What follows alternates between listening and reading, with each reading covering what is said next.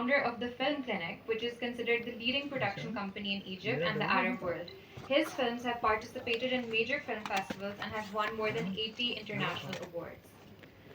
In person, joining us is Tony El Masi, the managing director of Vox Cinemas. Vox Cinemas is the largest exhibitor and distributor in the Middle East, with more than 600 screens across 8 markets. It has established itself as one of the largest film distributors in the MENA region. In December of 2022, Vox Studios unveiled its debut slate of original Arabic content in keeping with its commitment to support the next generation of homegrown filmmakers and to bring quality Arabic content to audiences across the region and beyond. Voy Voy Voy will be one of the first films from the slate to be released. We also have Hamad Chaudhry, the founder of HKC Entertainment, who has organized this event. Thank you so much for this opportunity and for organizing this. HKC Entertainment is a leading entertainment company primarily involved in distributing Bollywood movies and representing major Hollywood studios in Pakistan. So thank you to all of our esteemed panelists and thank you to the audience for being here. I would like to start off with a few questions on the nature of the film and as well as the Middle Eastern market. So the Middle East movies and entertainment market size was valued at 1.86 billion dollars in 2020. The movie segment is one that is projected to register the highest CAGR at 14%. And the Middle East as well as South Asia represent one of the fastest growing regions for movies. So my question to you is, what are some of the key trends and developments in the Middle East and South Asia cinema market that you have observed recently? And what role has Vox Cinemas, Film Clinic, and HKC Entertainment played in this evolution? Sure. First, can I just say that I'm really glad to be back in Lahore. Yes, this is not my first trip to Lahore. I've been here on many, many occasions pre-COVID, but since COVID, I haven't had the chance.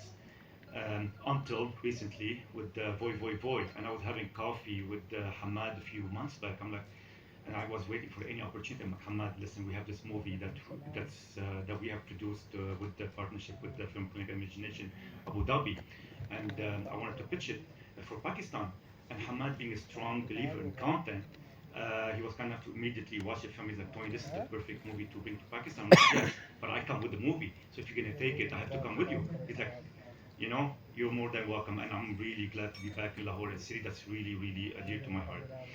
To your question, look, being the largest exhibitor in the MENA region, obviously there's a lot of reliant on content, and we have to cater to a vast audience. We release over 350 films a year, and out of these 350, I would say that we're looking at least 15 different languages just to cater to all the vast audience across the 8 countries. Content plays a very, very, very critical role in the audience and in attendance. These films, they vary in genre. What works best, what we have seen is obviously Hollywood is a big contributor to the box office, but so is Hindi content and Arabic content. When we started in Saudi back in 2018, it was slow to kick off, but Arabic films would contribute to 5% of the GBO. Today, Arabic film contributes to 40% of GBO. Keeping in mind the output of film is only 10%.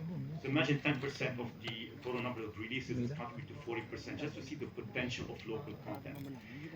And seeing that as Vox, as an exhibitor and distributor, this is when we decided to get into the film production, just to keep feeding the machine, the exhibition machine, with local content where demand was actually most in place. And we formed a partnership with the Imagination back in 2018. We produced a couple of films, and then Hudzi, who's the producer on this movie, pitched this Voy Voy Voy to us, and that was dead bang in the middle of lockdown. We read the script, we fell in love with the script, and we said, you know what, this is a movie that we have to get on board with. We shelved it for a bit, obviously, because we didn't know the certainty of the cinemas coming out of COVID. Things were still building up. But then a few months later, as we see that there's attendance coming back and the cinemas were coming back to life, we brought it back on board, and this is where the journey started. And 3 years later, the film finally hit the screens a couple of weeks back in Egypt and then rolled out across the rest of the region. it's worthwhile actually noting that Pakistan is the first country outside the MENA region to release the film. So thank you, Hamad, very much appreciated. Obviously, it'll be releasing globally later on, but again, Pakistan is the first country outside the MENA. And moving forward with your point of local content, so when implemented carefully and strategically, nation branding is something that can be achieved through cinema and television, and that can have a substantial impact on how a country or a region is viewed. It can even end up promoting tourism or investment.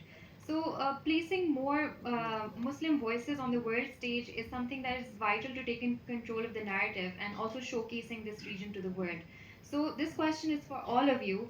How do you feel your work has played a role in the nation branding of your countries and the Muslim world in general? I think I can start off with just answering this question. This is precisely one of the, I mean, we represent all the major Hollywood studios in Pakistan. But I think with this film, our aim is to bring a lot more films from the Muslim world. You know, whether it's Egypt or Jordan or UAE, Saudi film, we're bringing a Saudi film very soon to Pakistan. So the whole idea is to bring content, lots of Arabic content to Pakistan. Essentially, firstly, you may be seeing them that they'll be in original language and with English subtitles, and eventually we will be moving with dubbing them in Urdu also, so that people get familiarized with what is happening in the Muslim world outside Pakistan as far as entertainment is concerned. And also, to Omar, I wanted to know if you have anything to add to that. Um, First of all, let me just start by saying I'm incredibly pleased and honored to be talking to you guys today in Lahore. Um, it's incredible that our film has managed to get to your shores, and your generosity in taking it and showing it in so many screens. It's an incredibly thrilling honor. I mean, it's just I'm over the moon about it. As for the question of sort of selling cultural, the brand Egypt or Arab world, I'm not so sure that this is the film that's designed for that at all. I think this film talks about the struggle of so many people living in a less fortunate situation or a standard of living, who are always seeking greener pastures outside of their homes, to whether they end up in a success or a not so fortunate situation. But there is a global issue, which is illegal immigration, and this film puts a spotlight on it, but without being heavy-handed in treating the topic. It doesn't want to make you cry. You may cry at certain scenes, but it takes it in a light-hearted or a comical. Let's call it a comical way. This is a dramedy, and I think that the true story, having this story happened, it's based on true story.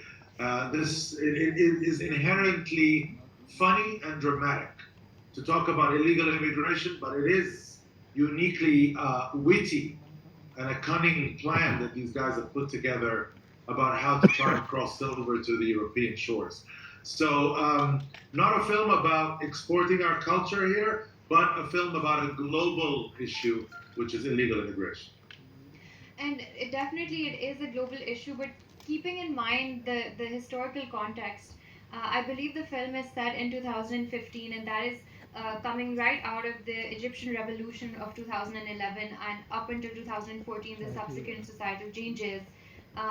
Just keeping that context in mind, how did that political background impact the development of your characters and the overall setting of your film? And in what ways did this context shape your creative approach in addressing the very heavy theme of immigration in your story?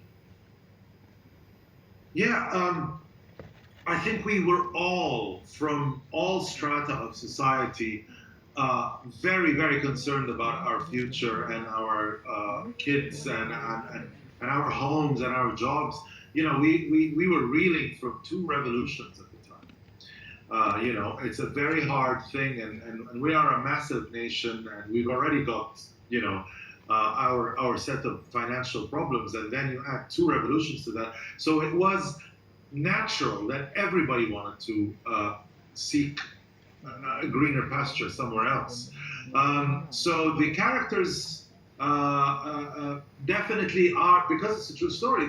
That's who they are. They are trying to get out in whichever way.